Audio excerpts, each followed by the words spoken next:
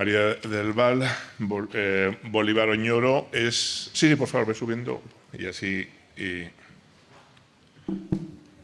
es doctora en Derecho por la Universidad de Alcalá y también por la Universidad de Maynooth en Irlanda. Es profesora ayudante doctora de Derecho Constitucional en nuestra universidad, en la Universidad de Alcalá, y además es miembro del Comité Español de la Investigación, que es de lo que nos va a hablar. Por eso estaba coordinadas las dos charlas, ¿vale? Ella, su trabajo normalmente se centra en la intersección que hay entre el derecho de la salud, la igualdad y la no discriminación y la libertad de empresa. Pues no sé por qué pita todo esto al otro, pero pago para que lo pite. Por favor, María del Val, cuando se quiera. Imagino que funciona. Pues, en primer lugar, me gustaría dar las gracias al profesor Orellana por haber contado conmigo para hablar de este tema. También me gustaría agradecerle a la organización del Congreso todas las gestiones que ha llevado a cabo, porque organizar un Congreso tiene lo suyo. Y también me gustaría agradecer al profesor Camí, que me ha estado ayudando también mucho en estas labores. La verdad es que me siento súper arropada, súper apoyada por los compañeros y estoy aprendiendo muchísimo de ellos. Y eso me gustaría transmitíroslo. Como ha dicho el profesor Orellana, yo soy profesora ayudante doctora de Derecho Constitucional de esta universidad, ¿vale? Entonces, esta ponencia va a ser un poco jurídica, ¿vale? Entonces, quiero transmitiros primero cómo funciona un poco mi mente, ¿vale? Yo trabajo en lo que denominan los juristas anglosajones health law, ¿vale? Soy una jurista de la salud. ¿Qué ocurre en mi cabeza? En mi cabeza el proceso que ocurre fundamentalmente es que yo voy recibiendo información y lo que hago es traducir cosas que pueden sonar muy a salud dentro del ámbito de los derechos, ¿vale? Entonces, partiendo de esta base, quiero ir enlazando, ¿no?, con lo que decía el profesor Camí y con las preguntas. Tener una formación dual tanto en España como en Irlanda pues tiene muchas cosas y entre ellas pues una costumbre que he adquirido durante el doctorado es intentar un poco reflejar en mi ponencia pues lo que se ha dicho en las ponencias anteriores para que tenga una suerte de continuidad. Perdonad si os doy muchas explicaciones, pero yo soy de muchas explicaciones, ¿vale? Entonces, hablando de lo que hablábamos, gran construcción, hablando de la autorregulación desde un punto de vista jurídico, ¿vale? Nosotros diferenciamos entre dos pilares. Diferenciamos la norma social y la norma jurídica. La norma social, la que rige en la sociedad sin necesidad de tener ningún respaldo jurídico, pero que todo el mundo cumple. Por ejemplo, no sé, es que estamos en un sistema en el que casi es difícil pensar en esto, ¿no? Pero, por ejemplo, a nadie se le ocurriría entrar con el coche por una boca de metro. Esto sabe que no iba a funcionar, ¿vale? Luego tenemos la norma jurídica, que es cuando la norma social, ¿vale?, esa norma social que tiene un grupo social dominante o la mayoría de las personas de un ámbito, se va a traspasar a una norma jurídica y aparejado a esa norma jurídica va a ganar un estatus que va a permitir unas garantías, como por ejemplo acudir a un tribunal o a un juez o a un tribunal en caso de incumplimiento, ¿vale? ¿Por qué es interesante esto en el ámbito de la autorregulación? Porque si nos situamos en el ámbito de la autorregulación de la norma social, lo que necesitamos es realmente una gran cultura y una concienciación de todas las personas que estamos en la ciencia, ¿vale?, para que esto pueda funcionar, ¿vale? Si no funciona, pues podrá o no pasarse a una norma jurídica y si funciona, pues mucho mejor. Porque está claro que la sociedad, la norma tiene que reflejar las necesidades de la sociedad.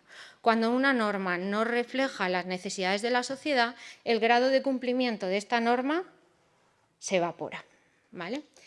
Bien, hablando de esto, pues como decía, ¿no? En España tenemos la sensación de que está regulado todo. Bueno, esto es porque somos del Civil Law. Y en el Civil Law, pues nos gusta regular, ¿vale? Y como nos gusta regular, pues ya veremos la regulación del Comité de Ética. Y esto se contrapone a otros sistemas, como el anglosajón, en el que tienen un common law, un sistema del precedente, y en el que pues, es un caldo pues, mucho más propicio a una autorregulación, ¿vale? Es más inherente a la propia dinámica y a la propia cultura del sistema.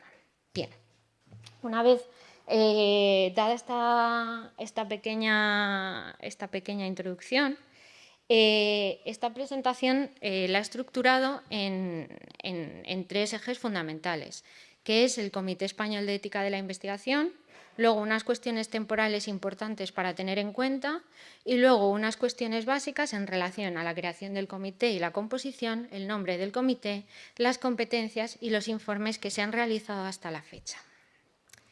Bien, ¿qué es el Comité Español de Ética de la Investigación? Pues vamos a ver que el Comité de Ética de la Investigación viene regulado en el artículo 10 de la Ley 14/2011 de 1 de junio de la ciencia, la tecnología y la innovación, la que llamamos la Ley de la Ciencia, ¿vale? Viene regulado en este artículo y esta definición, que como vemos ya complemento en la siguiente diapositiva, es muy interesante, ¿vale? Porque una cosa que necesitamos los juristas es un marco conceptual en el que trabajar, ¿vale? ¿Qué es la dignidad? Pues claro, necesitamos un marco en el que trabajar para poder aplicar las cosas, para dirimir cuando hay colisiones de derechos, ¿no? Entonces, esta definición nos viene a dar un marco, ¿vale?, en el que hay 3 notas básicas: un órgano colegiado, un órgano independiente y de carácter consultivo, ¿vale? Esta definición es la que tiene que regir la regulación del comité, ¿vale? Para esto nos sirven a nosotros las definiciones. Bien, de aquí sacamos una regulación de desarrollo, ¿vale? En el derecho, en España, tenemos una cosa que se llama, bueno, funciona en los sistemas de Civil Law, tenemos la pirámide de Kelsen, ¿vale? La pirámide de Kelsen viene siendo una pirámide en la que arriba vamos a tener la Constitución, en la norma intermedia vamos a tener la ley y al final vamos a tener el reglamento, de manera muy simplificada, porque habría uniones europeas, tratados y cosas, ¿vale? Pero tenemos esos 3 escalones. ¿Estos escalones qué quieren decir? Que la regulación que está abajo tiene que seguir los preceptos de la regulación que está arriba. Es decir, que un reglamento tiene que cumplir lo que dice la ley y la ley tiene que cumplir lo que dice la Constitución, ¿vale? Si no, el reglamento va en contra de la ley y la ley es inconstitucional. Bien, partiendo de esta base de la ley, hay una regulación de desarrollo que es el Real Decreto 5323 de 31 de enero, por el que se aprueba el reglamento del Comité Español de Ética de la Investigación. Y os preguntaréis, si tenemos una ley, ¿por qué necesitamos reglamentos? Bien, esto se debe a los grados de detalle en los que se puede entrar en cada tipo de regulación. No podemos tener una Constitución de 150 millones de artículos, ni podemos tener una ley de la ciencia de 1.500 artículos. Pues sería un caos absoluto, sobre todo cuando empezamos a modificar, ¿vale? Entonces, lo que hacemos es, ponemos unos pilares básicos fijos, que es la Constitución, luego tenemos unas leyes que cambian con más frecuencia y luego tenemos unos reglamentos que vienen a desarrollar, ¿vale? Los reglamentos, siempre que se sujeten a lo que diga la ley, pueden variar y pueden variar en un plano inferior, porque para una ley hay que ir a un parlamento, ¿vale? Entonces son más dinámicos. Bien, y os preguntaréis, ¿cómo es posible que, siendo esto del año 2011, el reglamento venga en el 23? Bueno, esto no pasa nada, en el ámbito jurídico esto es normal, pero tiene una explicación bastante coherente dentro del ámbito jurídico. Y es que esta ley de la ciencia del año 2011 sufriría una modificación en el año 22, ¿vale? Esta modificación fue en septiembre y en esta misma ley, como veremos a continuación, se va a modificar la regulación del Comité de Ética, ¿vale? ¿Qué modificaciones ha sufrido el artículo 10 en estas dos redacciones? Pues si vemos la redacción original, va a decir que se crea el Comité Español de Ética de la Investigación. Aquí está escrito que es un órgano colegiado, independiente y de carácter consultivo, muy bien, sobre materias relacionadas con la ética profesional en la investigación científica y técnica. Full stop, ahí se quedaba. Sin embargo, en la modificación del año 22, esto ha sufrido, se ha reformulado, ha tomado una forma diferente, bueno, no sé si es diferente, sino pues, una forma más amplia, y que dice, aparte de lo anterior, dice, con la ética profesional en la investigación científica y técnica y con la integridad científica. ¿Vale? Esto es muy interesante, se añade en el año 22. Además, el citado comité se erige en un órgano colegiado, muy bien, de ámbito estatal, también es muy interesante a la hora de definir el ámbito territorial de aplicación del comité, en materia de integridad científica y de investigación responsable. Y una parte muy interesante que dice, bueno, sin perjuicio de lo que puedan hacer las comunidades autónomas, ¿vale?, que mantendrán su actividad e independencia. También se modifica otra parte, ¿vale? El artículo 10 tiene las funciones del comité. Como os decía, el artículo 10 va a ser el cascarón de este comité que luego va a ser desarrollado en el reglamento. Pues en este cascarón, en la redacción original, en el punto 2, se dice que es una función del Comité Español de Ética de la Investigación impulsar la creación de comisiones de ética vinculadas a los agentes ejecutores del Sistema Español de Ciencia, Tecnología e Innovación. Se ha eliminado la redacción actual de la norma. Bien, con esto llegamos al Real Decreto 53/2023 y una de las cosas más interesantes del derecho, que a mí más me apasionan, es que muchas veces la solución a la aplicación de la norma no se encuentra dentro del articulado, sino que lo podemos encontrar dentro del preámbulo, dentro de la exposición de motivos, ¿vale? ¿Qué es lo que estaba pasando en ese momento para que eso llegara a aterrizar? Esto nos va a dar esa idea de la norma social que teníamos en el BAC. ¿Qué ha ocurrido, no? Y precisamente este es uno de los párrafos más interesantes dentro de este Real Decreto, ¿vale? Es un párrafo que está, bueno, pues antes se llamaba preámbulos de las normas, exposiciones de motivos, últimamente pues no nos gusta ponerle nombre, pero bueno, es lo que aparece antes del articulado, ¿vale? Que muchas veces la gente hace scroll y se lo pasa, pero realmente la esencia jurídica está ahí, ¿vale? Bien, dice, la investigación científica y técnica plantea numerosas cuestiones de carácter ético que deben de ser abordadas por la sociedad. Estas cuestiones afectan no solo a los ámbitos o temas sobre los que se investiga, es decir, al tema investigado en sí, sino también al desarrollo, ¿vale? A cómo desarrollamos esa actividad, ¿vale?, en sus distintas facetas y dimensiones. Esta dimensión es crucial en la línea de la diferencia que explicaba Jordi. Bien, cuestiones básicas en relación al comité. Voy a coger el reloj porque si no yo soy capaz de enrollarme así toda la vida. Bien, 40. Voy bien de tiempo. Creación del comité y la composición. Bien, pues como ya habéis visto, a principios del año 23 se establece el Real Decreto, ¿vale?, que tiene ámbito reglamentario, rango reglamentario, y ya más o menos nos podemos echar en marcha el comité porque sabemos cómo se compone, quién lo tiene que nombrar, etcétera. Porque antes solo teníamos el cascarón en la ley, pero algo que solo tiene un cascarón pues es muy difícil de poner en práctica. Entonces, una vez que tenemos el reglamento, bueno, pues se pusieron en marcha los agentes que estaban previstos en el reglamento y se creó el Comité Español de Ética de la Investigación y se acordó su composición, ¿vale? Esto pasó a finales de abril del año 23. Con esto Claro, como os decía, la composición no es azarosa. La composición y la designación tiene un método de elección regulado y pues esto hay que cumplirlo, ¿vale? Entonces, ¿qué nos dice el Real Decreto 53-23 sobre la composición? Pues nos dice que está formado por el número máximo de personas que determine el Consejo de Política Científica, Tecnológica y de Innovación, pero que en cualquier caso el número de miembros no será superior a 12. ¿Vale? Entonces ya nos está poniendo un límite de miembros. Bien, además, las personas que formen parte del comité serán nombradas por la persona titular de la presidencia del Consejo de Política Científica, Tecnológica y de Innovación, previa propuesta de esta conferencia sectorial con la siguiente distribución. Y esto también es muy interesante. La mitad a propuesta de las comunidades autónomas y la otra mitad a propuesta de la Administración General del Estado.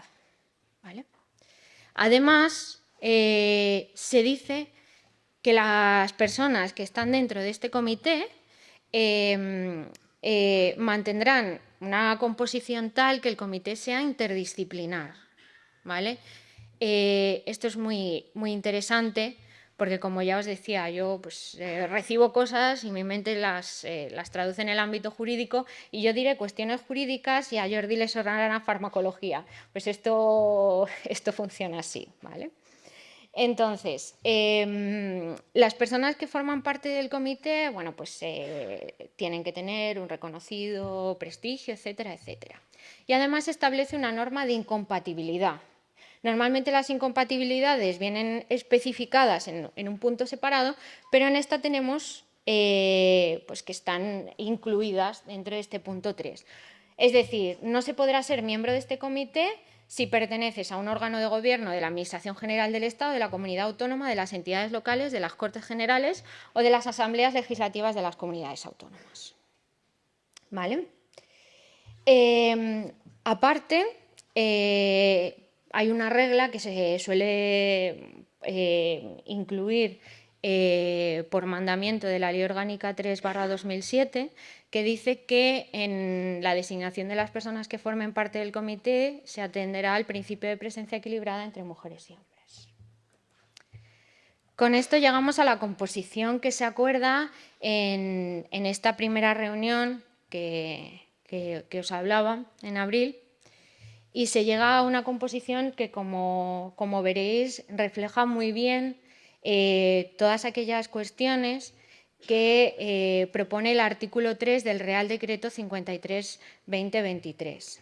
Es más, si queréis consultar los perfiles de las personas que forman parte de este comité, dentro de la misma página del comité vais a poder ver pues, un breve currículum de la persona, además de la propuesta, de quién es la propuesta.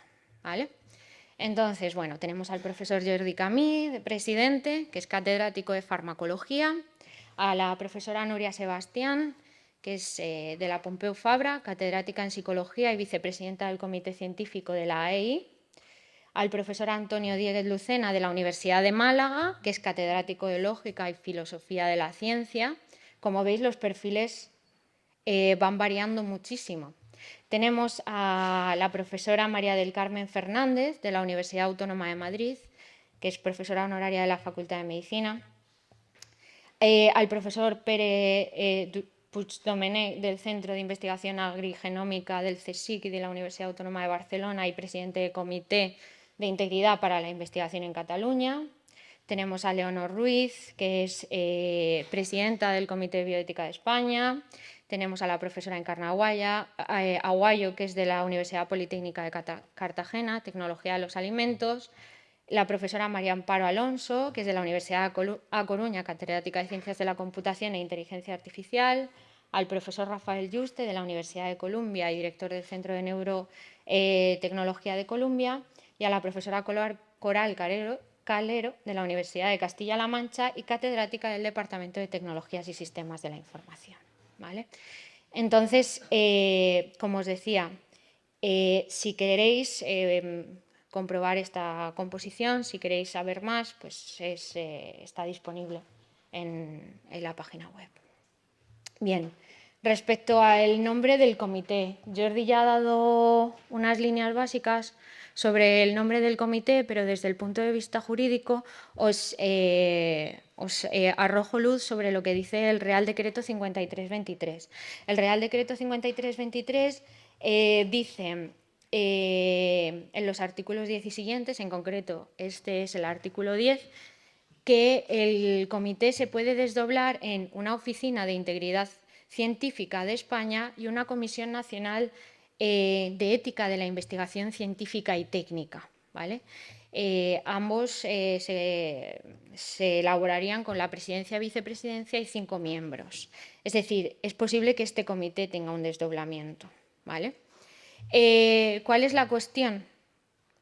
Que el artículo 11 regula de manera conjunta las funciones tanto de la Oficina de Integridad Científica como de la Comisión Nacional de Ética de la Investigación Científica y Técnica. ¿Esto qué quiere decir? Que no tenemos un agarre concreto, sino que dice estudiar los asuntos de su respectivo ámbito de actuación. Y con esto, pues la cuestión del nombre pues, queda un poco extraña, vamos a decirlo así. Bien, respecto a las competencias del comité. Bueno, las competencias del comité, así a grandes rasgos, serán emitir informes, propuestas y recomendaciones sobre materias relacionadas con la integridad científica, la investigación responsable y la ética profesional en la investigación científica y técnica. Y aquí es donde viene la cuestión más interesante de esta parte, y es que pueden ser emitidos tanto de oficio, es decir, por voluntad propia del comité, como a instancia de parte, ¿vale? En este caso, a solicitud de la presidencia del Consejo de Política Científica, Tecnológica y de Información y de Innovación. Bien, en segundo lugar, y hablaré más adelante de esto, ¿no? Puede establecer los principios generales para la elaboración de códigos de buenas prácticas de investigación científica y técnica, ¿vale? Aparte, representar a España en foros y organismos supranacionales, aquí tenemos al presidente, y aquí vemos cómo se ha incluido en el reglamento aquella competencia que dijimos que ya no estaba en la modificación del año 22, pero que sí sigue apareciendo en el reglamento 5323, ¿vale? Que es impulsar la creación de comisiones de ética o integridad científica e investigación responsable vinculadas a los agentes ejecutores y financiadores del sistema de ciencia. ¿Qué quiere decir esto? Bien, desde un punto de vista jurídico, en principio no deberíamos de tener ningún problema. ¿Por qué? Porque tenemos una pirámide normativa y si consideramos que esta parte no atenta contra lo que dice la ley, pues se puede quedar ahí para siempre, ¿vale? La cuestión es si se detectara que esto atenta o cómo que se interpretaría por parte del aplicador de la norma que esta previsión se hubiera expulsado de la ley, ¿vale? Pero en principio puede quedarse aquí para siempre. Una de las cuestiones que os decía interesantes del rango reglamentario es que hay una mayor facilidad para la modificación. Por eso, estas competencias que aparecen en el Real Decreto serán mucho más fácilmente modificables que las que aparecen en la ley, pero evidentemente lo que aparece en el reglamento siempre tiene que respetar lo que diga la ley, como mínimo el espíritu de la ley, ¿vale? Que haya una competencia aquí que no está en la ley, ¿pasa algo? Bueno, pues es raro, ¿vale? Pero suele ser pues una de las técnicas que se utilizan para desarrollar algunas de las cuestiones que no se han podido desarrollar en la ley. ¿Vale? Bien, más funciones del comité. Promover la conducta responsable en la investigación, prestar asesoramiento a las organizaciones, incentivar la implementación de los planes para la promoción de la conducta, alcanzar acuerdos respecto a los conflictos de integridad, elaborar una memoria anual y cualesquiera que encomiende el Consejo de Política Científica, Tecnológica y de Innovación. Bien, con esto llegamos a la primera reunión del Comité de Ética, que fue el día 1 de junio del año pasado, del 23, y durante esta primera reunión se solicitó al comité que realizara 2 informes. Uno respecto a conflicto de intereses del personal de investigación. Las negritas no son mías, es un extracto sacado de la página. Y otro sobre las implicaciones éticas de la investigación en inteligencia artificial. Con esto, el Comité de Ética ya ha publicado los 2 informes que se encargaron en esa primera reunión, tanto el informe de autoría como el informe sobre inteligencia artificial. Esta es la página que tiene de marco el comité. Está dentro del Ministerio de Ciencia, Innovación y Universidades, y cualquier cosa que va apareciendo se publica por este medio. Es decir, si seguís la página, pues podréis ir viendo los avances que se producen en el comité. El informe de filiaciones, ¿vale? Voy a dar unas notas muy breves, ¿vale?, sobre cuáles son las cuestiones básicas que se abordan en cada uno de los 2 informes, ¿vale? En filiaciones, el informe de filiaciones dice que la filiación distingue entre una entidad principal, que es generalmente principalmente empleadora, de las afiliaciones secundarias. Cuando los autores tienen filiaciones secundarias con segundas y terceras entidades, ya sean académicas, empresariales o organismos, es natural que esta vinculación aparezca cuando es relevante, ¿vale? Cuando los autores declaran más de una afiliación, es importante el orden de prioridad. Todo el mundo sabe que esto es importante, ¿vale?, con el que se declaran dichas filiaciones, que debe corresponderse con la relación contractual del autor. Y las excepciones deben de quedar reflejadas en los contratos o convenios entre los autores y las instituciones, con aquellas con las que tenga una afiliación, una relación. Además, las entidades autorizarán, y creo que esto es muy interesante, en tiempo y forma, ¿vale?, de acuerdo con sus normativas, también muy importante, la adscripción parcial o total de sus empleados con terceras entidades. Finalmente, se recomienda que los códigos de buenas prácticas incluyan también buenas prácticas sobre indicación de filiaciones. En relación a la inteligencia artificial, volvemos nuevamente a la importancia que tiene la explicación de un documento, sobre todo para mí como jurista, ¿no? Pues el documento sobre IA, ¿vale?, tiene una explicación bastante extensa antes de llegar a los aspectos básicos, ¿vale? Y entonces, dentro de esta explicación, lo más interesante, o la frase que yo destacaría, es que dice que es relevante para el comité el poder disponer de una guía más concreta en cuanto a la investigación en IA, no en cuanto a la investigación con herramientas y desarrollos de IA. No es una guía técnica, ¿vale?, es de investigación en IA, ¿vale? ¿Cuáles son los aspectos más concretos relacionados con la IA? Bueno, pues aquí viene múltiples cuestiones, entre las que se encuentran salvaguardar los derechos humanos y fundamentales. ¿Por qué hablamos de salvaguardar los derechos humanos y fundamentales? Bueno, los derechos humanos son los que aplican en el campo de la moral y en el ordenamiento jurídico internacional, y los fundamentales normalmente los vamos a adscribir a un ordenamiento jurídico y a los que están dentro de la Constitución, ¿vale? Es decir, es posible que un derecho fundamental no esté reconocido como derecho humano y viceversa, ¿vale? Es una protección bifronte. Además, salvaguardar el medio ambiente. Luego hay unos aspectos relacionados con la responsabilidad, con la inspeccionabilidad y la trazabilidad, y la divulgación de la investigación. Aparte, tiene un apartado muy interesante de consecuencias sociales y de responsabilidad social de la investigación, ¿vale?, en el que se habla de reconocer la incertidumbre, de la necesidad de asegurar una participación amplia, de asegurar la protección de datos y la consideración de los individuos. Y finalmente, pues, cuestiones en relación a la calidad y el acceso a los datos, ¿vale? Finalmente, ¿qué nos depara el futuro? ¿Vale?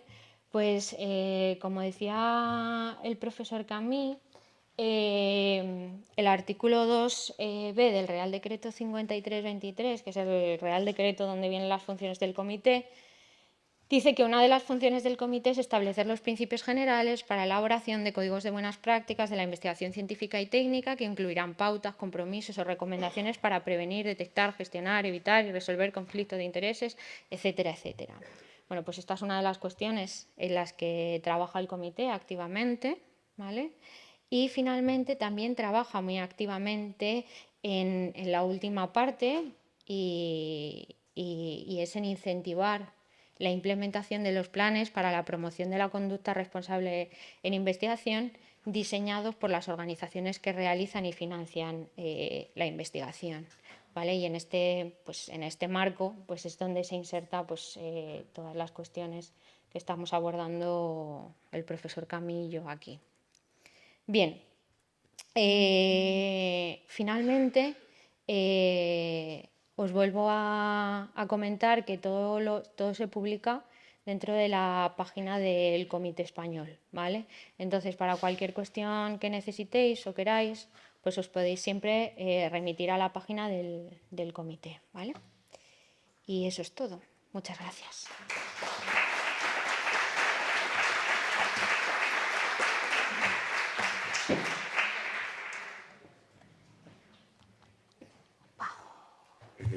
Muchas gracias, profesora. Yo quería, hoy estoy de ruegos y preguntas, la parte de ruegos más que de preguntas. Entiendo que los informes que se hacen también tienen una finalidad, o me da la sensación, o podrían tenerla, de armonizar de alguna manera ciertos criterios.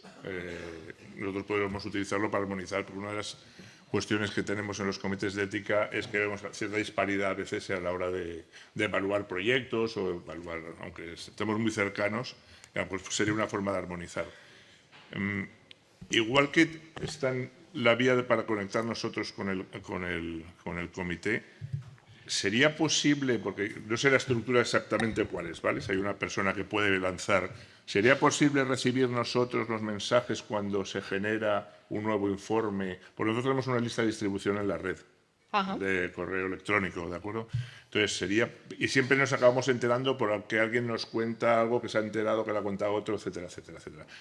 A lo mejor sería bueno tener esa vía de retorno hacia nosotros para cuando surge ese informe nuevo o cualquier, lo que quiera que sea, que nos llegara a nosotros. ¿Eso es posible desde vuestro comité? No me voy a meter en cuestiones técnicas porque sería a lo mejor no, pero no sé si hay una administración, hay una secretaría o hay alguien que físicamente se dice, oye, esta es la dirección de nuestra secretaría y si alguien se va a encargar de mandaros un mensaje. Sí, es pública, está en la página web. Sí. Y como decía Jordi, os podéis... sí. Y luego si nos van mandando los... Ah, perfecto, pues esa era mi... Os podéis dirigir a ella. Os podéis dirigir a ella pues con cualquier cosa que necesitéis. Vale. Pues os van... Luego ya cómo funciona la lista de distribución, me refiero a la nuestra. La nuestra hay una persona que es Lluís Montoliu, del CSIC, que es el que está gestionando la lista de distribución y de alguna manera que llegará a él lo que fuera y él ya lo distribuiría, ¿de acuerdo? Pues bueno, se lo comunicamos a él que vendrá mañana y se lo decimos. ¿Alguna pregunta?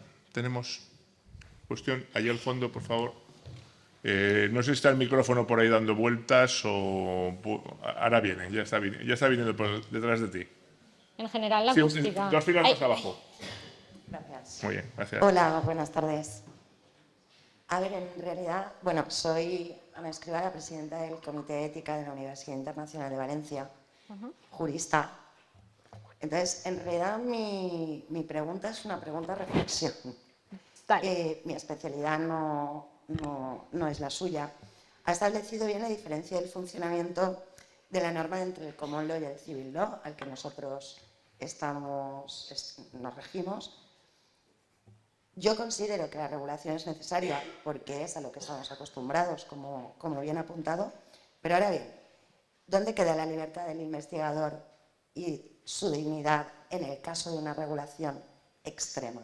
La libertad de cátedra, por ejemplo. ¿Cómo se demuestra cuando regulamos? Porque ya sabemos lo que ocurre cuando las normas entran a jugar un papel importante en estas cuestiones, ¿cómo vamos a ser capaces de diferenciar el error y el dolo?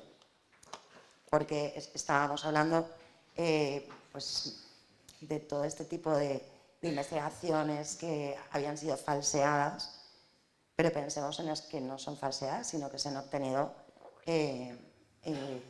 resultados erróneos.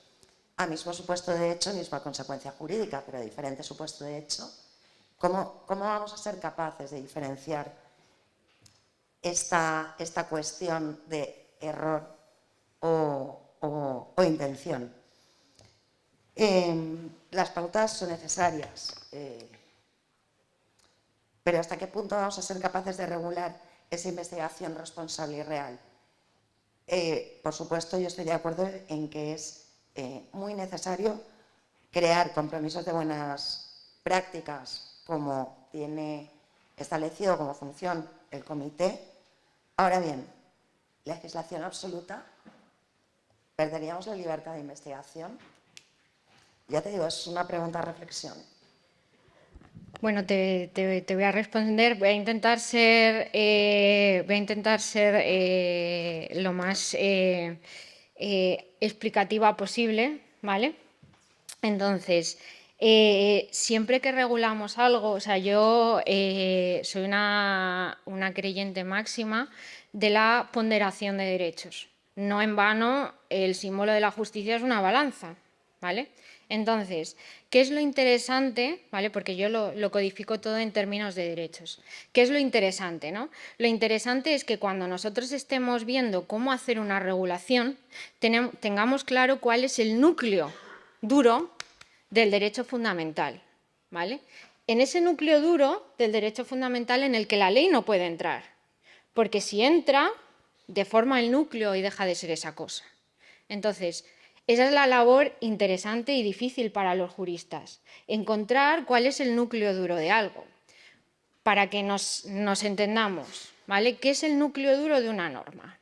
Bien, todo el mundo sabe que hay unas discrepancias muy importantes respecto a lo que es una paella y con qué se hace una paella. Pero todos estaremos de acuerdo que una paella lleva arroz, ¿verdad? El arroz es el núcleo duro de la paella. Y sin el arroz no sería una paella. Pues eso es lo que tenemos que encontrar. Tenemos que encontrar cuál es el núcleo duro de los derechos fundamentales que se afectarían en caso de una regulación, para que esa regulación no pudiera afectar a este núcleo duro y dejara de existir una libertad, ¿vale? Esa es la cuestión o lo que hay en el fondo jurídico de las cosas. Esto es complejo, pero por eso hay una investigación en ciencias jurídicas. No sé si ha quedado claro, yo ya lo siento, pero... Sí, se ha quedado, sí, se ha quedado. ¿Tenemos alguna pregunta más? ¿No? ¿Tú sí? Aquí delante, por favor.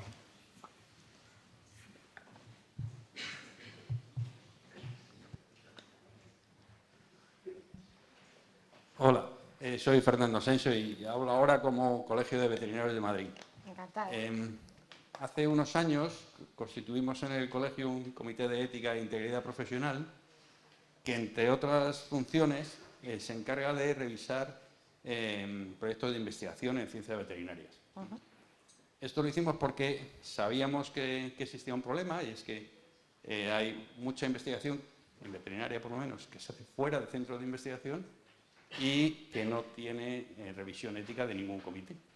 Entonces, como he visto que dentro de las competencias hay dos cosas que me interesan, que nos podrían afectar. Una es el promover propuestas y otra el incentivar la creación de comités, si bien en entidades financiadoras y tal. Bueno, por un lado sería, nosotros cuando lo hicimos buscamos dónde nos podíamos registrar y no encontramos ningún sitio en el que nos registramos como un comité que hace funciones de ética de la investigación. No sé si esto en algún momento se puede plantear. Y por otro lado, una cosa que creo también ha dicho Jordi Camí, una de las cosas que hemos visto y que yo creo que, bueno, no hace falta ser muy listo para darse cuenta, hay mucha investigación que, por ejemplo, se presenta en congresos, póster, comunicaciones y tal, que no pasa en ningún comité. Es decir, por lo menos en veterinaria se hace investigación fuera del centro de investigación, en el campo, en clínicas veterinarias, también en salud pública, en seguridad alimentaria, y que los investigadores no tienen fácil el pasar un comité de ética y que, además, es fácil que esas investigaciones acaben publicándose sin que hayan pasado ese filtro, ¿no? esa revisión ética. Entonces, bueno, pues las dos cosas, ¿no? O sea, ¿te parece que habría alguna posibilidad de que hubiera un registro? ¿Tendría sentido? Y segundo, ¿también pensáis que sería interesante que hubiera comités de ética de la investigación que no estuvieran directamente relacionados con centros de investigación o con entidades financiadoras, y sí con otras entidades como colegios profesionales o asociaciones científicas? No sé cómo lo veis. Respecto a la primera pregunta, yo te animo, igual que animaba al profesor Orellana, a lanzar una pregunta, una consulta al comité. Por email, está totalmente abierto y te aseguro que vas a recibir una contestación. Esto es lo más interesante. Y respecto a la segunda cuestión, no te puedo responder como parte del comité. Entonces, te puedo aportar, tiene dos opciones. Opción A, te puedo aportar una respuesta desde un punto de vista jurídico mío, personal, profesional, o no te puedo responder a esa pregunta. Vale. No sé si alguien del comité que esté aquí tiene... ¿Sí? Lo siento, no me gusta monopolizar, pero llevamos muchos años esperando a que la Ley de Investigación Biomédica desarrolle su decreto de comités de ética de la investigación, donde, y como te veo interesado, te capto para el grupo de trabajo, porque hace unos años, desde el Carlos III, hubo un intento, se elaboró un Real Decreto, montamos un grupo de trabajo y debe estar debajo de la mesa de, no sé, de algún escribano del ministerio, pero el caso es que eso no ha salido adelante. Entonces, esta tarde le he dicho a Lázaro, vamos a ponernos a ello porque todos necesitamos podernos acreditar. O sea, los comités de ética de la investigación de las universidades estamos acreditados por nuestros órganos de gobierno, pero eso, ante la ley, no somos nadie. Entonces, deberíamos, yo lo digo en todos los encuentros, deberíamos promover desde nuestra red de comités de ética, presionar al ministerio de manera que esto salga adelante, porque, primero, no evaluamos igual. No podemos ratificar un informe favorable de un comité de ética de otra universidad porque no sabemos cómo evalúa y no sabemos si evalúa como nosotros.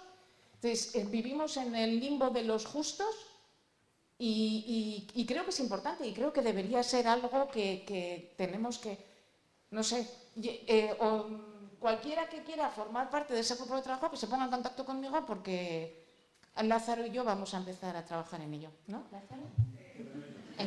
Sí. En cualquier caso,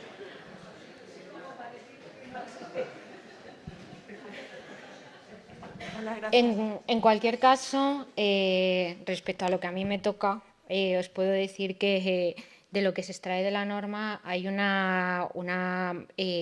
amplio margen de actuación, tanto como para comunidades autónomas como para organismos, etcétera, para que eso lo tengáis en cuenta.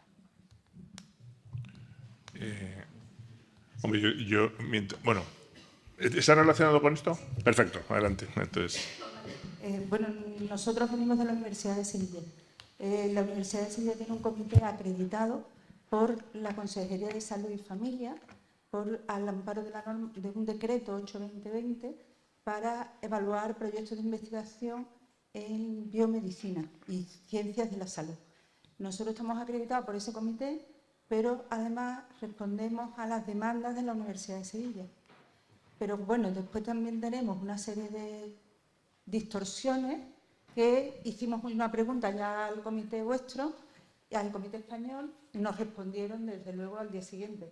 Así que nada, muchas gracias. Pero en fin, lo que sí que es verdad que esos dilemas que tenemos como comité universitario y como comité acreditado por biomedicina, pues nos genera muchos disturbios, o algunos disturbios, que sí que nos gustaría, bueno, pues desarrollar en otras. Perdona, cuando te refieres al comité acreditado en biomedicina, ¿te estás refiriendo al Real Decreto de Comité 8-2020, sí. Sí.